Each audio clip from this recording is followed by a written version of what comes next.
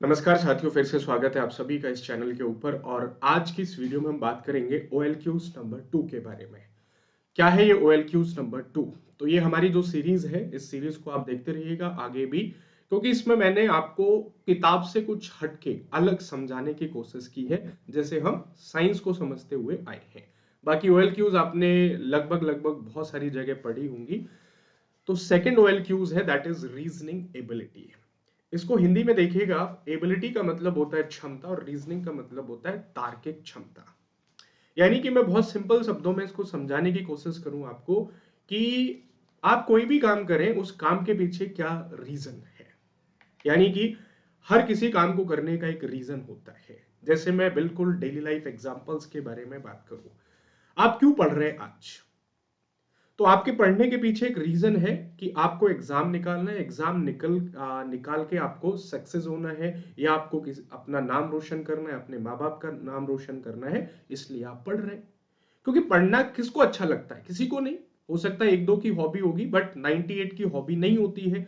तो आप इसलिए पढ़ रहे हैं क्योंकि इसके पीछे एक रीजन है। तो रीजनिंग एबिलिटी का मतलब है कि आप कोई भी काम कर रहे हैं या आपसे कोई भी क्वेश्चन पूछा जाता है, उसके पीछे आप सही रीजन दे पाते हो या नहीं दे पाते हो, आपके अंदर वो क्षमता है या नहीं है, बस ऐसे ही आप काम करते जा रहे हो। तो इससे रिलेटेड आपके एसएसबी में काफी क्वेश्चंस आपसे पूछे जाते हैं। ओके। और इसको चेक करने के लिए वो आपको वाई करके क्वेश्चन पूछता है। क्यों?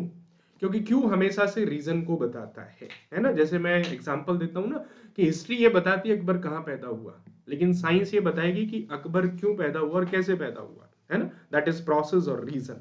तो क्यों से हमें क्या पता चलता है? रीजन पता चलता है। तो जैसे इसके लिए एक बहुत अच्छा क्वेश्चन जो लगभग लगभग सभी कैंडिडेट से पूछा जाता है, that why do you want to become a defence officer.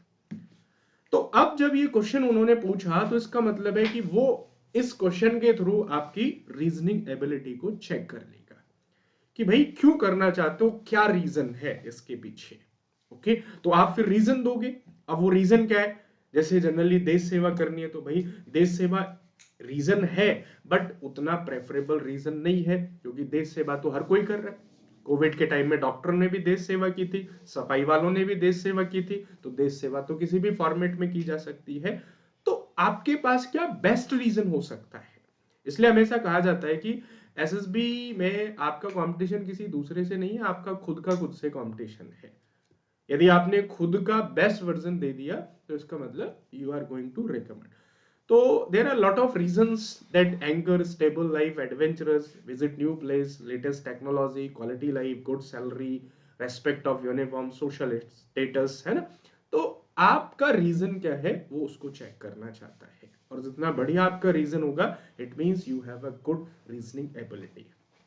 आप ग्रेजुएशन में क्या करना चाह रहे हो, उसके पीछे एक रीजन है या नहीं है, तभी तो वो आपके पीआईक्यू में भरवाता है। आपका कोई रीजन ही नहीं है, भेड़ चाल में चल रहे हो, बस मन किया कर लिया, नहीं मन हुआ नहीं किया, है ना, दोस्तों ने बताया था। तो वो आपका एक रीजनिंग एबिलिटी नहीं है। दूसरा है वायु स्टडी। जैसे मैंने बताया कि भाई स्टडी क्यों करनी है, इसके पीछे भी एक रीजन होना चाहिए। ओके।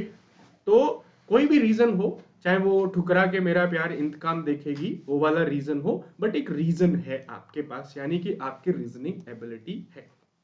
तीसरा, आपको कोई डेली लाइफ एग्जांपल्स वो पूछ सकता है। डेली लाइफ एग्जांपल्स में कोई भी एग्जांपल्स कोई भी उठा के वो आपसे पूछ लेगा।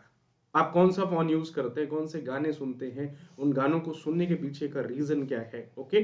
तो कई बार आदमी रिलैक्स होने के लिए सुनता है, दैट इज कूल, लेकिन आपने उनको क्या बना लिया है? आपने उनको अपनी हैबिट बना लिया है, तो that is not a good habit, है। कि आप गाने सुनते ही मतलब 4-6 घंटे निकाल देते हो। तो आपके कामों के पीछे क्या रीजन है, ये आपकी रीजनिंग एबिलिटी को दर्शाता है। तो आप इसको घर पे बैठ के भी देख सकते हैं कि आप अपनी लाइफ में जो कर रहे हैं, उसके पीछे का क्या रीजन है। तो इसके लिए आप जरा सोचिए और इसको नोट डाउन कीजिएगा, और देखिए क्या आपके अंदर भी ये एबिलिटी है या नहीं है। ठीक है। चलिए, तो ये था हमारा सेकंड एबिलिटी। जल्दी ही मिलेंगे थर्ड OLQs के अंदर। और हाँ, अनअकैडमी का ये new year new resolution new goal, इसे देखना ना भूलें। और 2023 में अनअकैडमी फिर से आपके लिए लेके आया है 23 में 23% डिस्काउंट। ओके, तो ये लिमिटेड पीरियड ऑफर है जिसमें आप इसको अवेल कर सकते हो by using the code SS30। ठीक है, तो एक नए साल में नई चीजों की शुरुआत करते हैं और अपनी प्रिपरेशन को एक नए अंजाम तक पहुंचाते हैं।